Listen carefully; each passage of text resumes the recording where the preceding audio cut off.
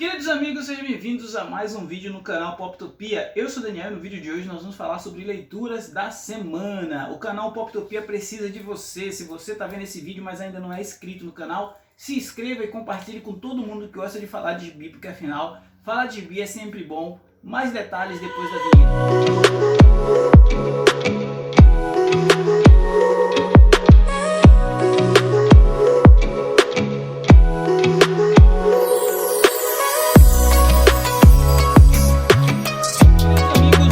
Leituras da semana tem 1, 2, 3, um monte de gibi, então vou falar rapidinho, dando algumas informações, porque foram leituras e releituras. Para começar, Duna, Frank Herbert, uma adaptação da graphic novel. Eu já tinha feito o review deste gibi aqui que adapta a primeira parte do livro Duna. Essa HQ saiu pela editora Intrínseca no início do ano e ela traz aí uma versão resumida dos principais eventos da primeira parte do livro do Frank Herbert, livro esse que está virando filme, estreando essa semana nos cinemas.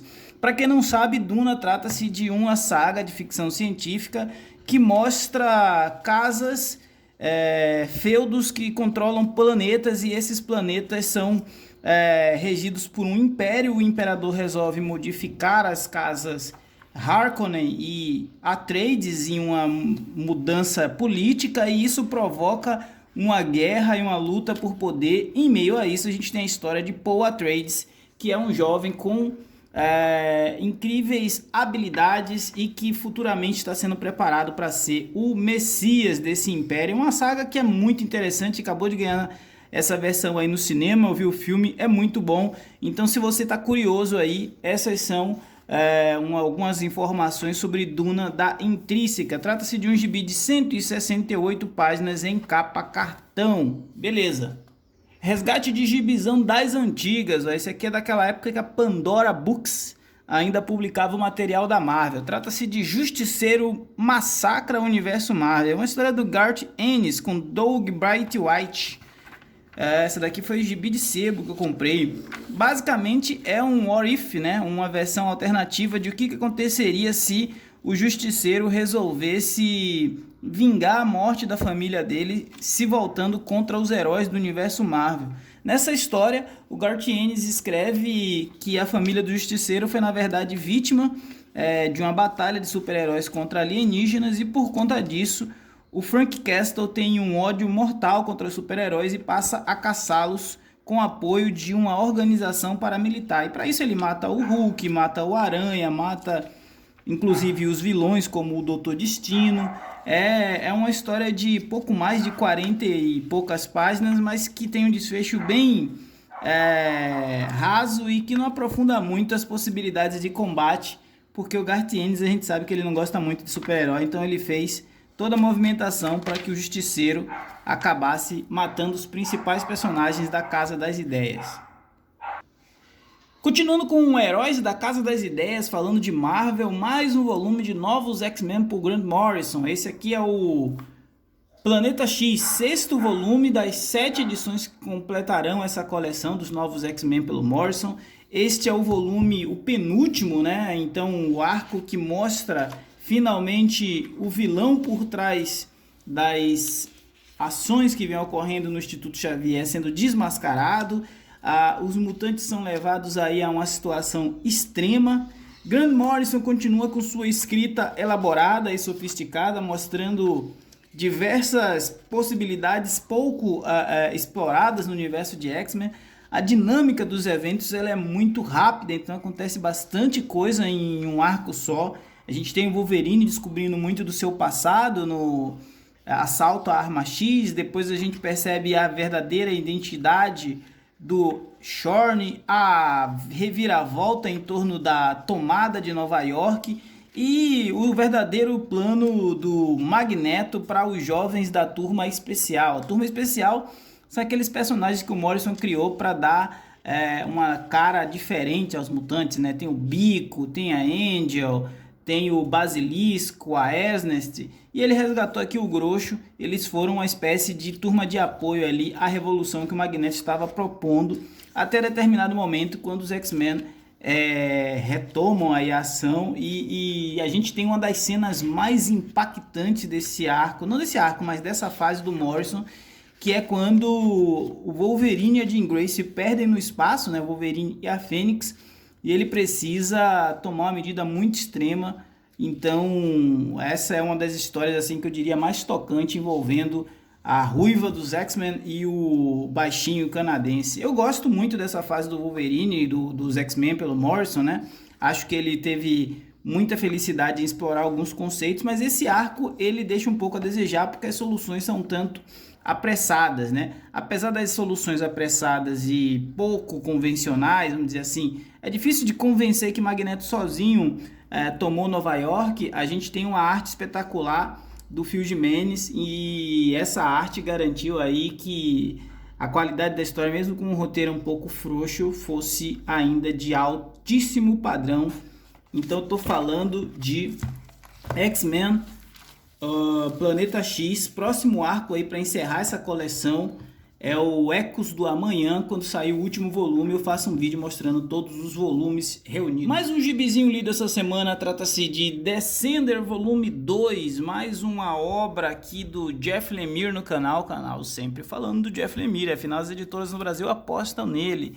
Esse Descender volume 2 é a história do boneco Team 21 e agora ele está sendo procurado pelo irmão que ele tanto procurava, o Andy. Então a gente tem um pouco mais de ação e um pouco mais de desenvolvimento no plot dos robôs de inteligência artificial que têm sentimentos humanos. A gente começa a perceber que algo maior está envolvido nessa trama e que há diversos interesses. É mais uma daquelas histórias de famílias disfuncionais elaboradas pelo Jeff Lemire, aqui com a arte do Dustin Nguyen, e que explora muito das dinâmicas e dos clichês de ficção científica. Eu tô gostando dessa história, mas gosto mesmo é quando esse gibi entra em promoção e a gente consegue comprar ele baratinho na Amazon, porque esse aqui não chega nas bancas, não é isso?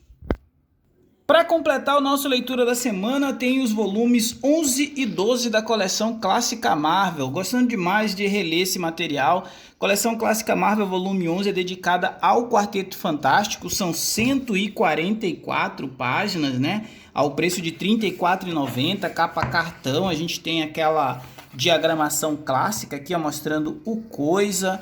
Essa edição ela apresenta de novo a ameaça de uma aliança que não havia ainda acontecido, uma aliança que poderia ser extremamente maléfica para o Quarteto Fantástico, né?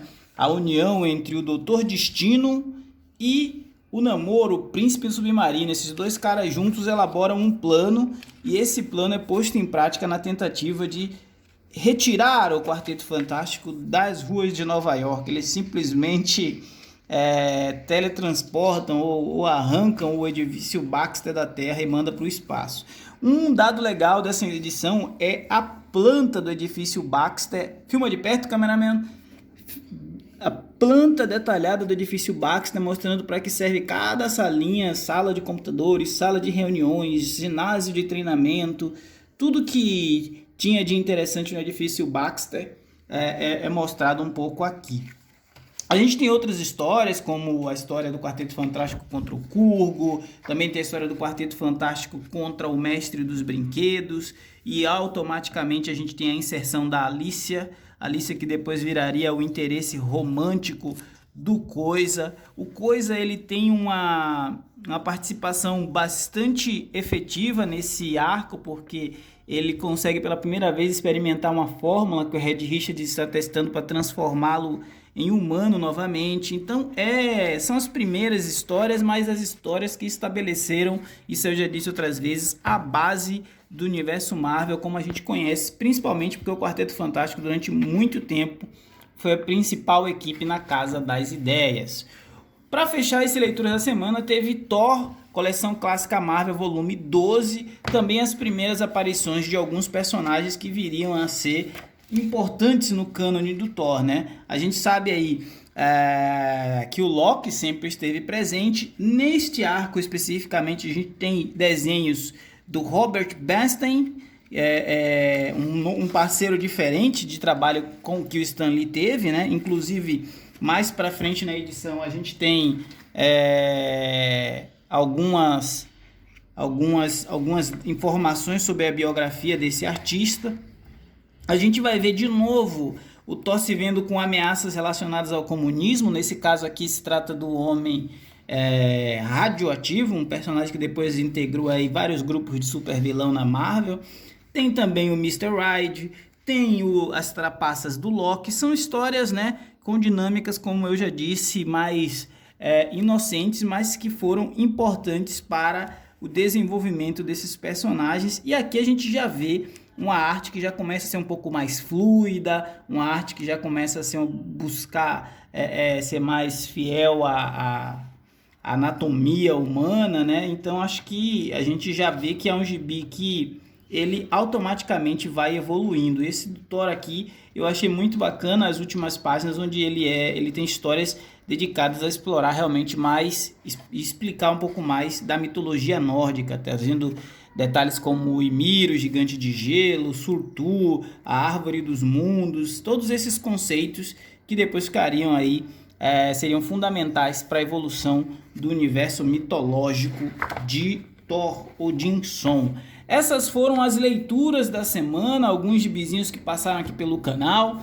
Se você não for inscrito, se inscreva. Se você já foi inscrito e já leu algum desses gibis, comenta aí. Como eu digo, falar de gibi aqui é sempre bom. Forte abraço e até a próxima!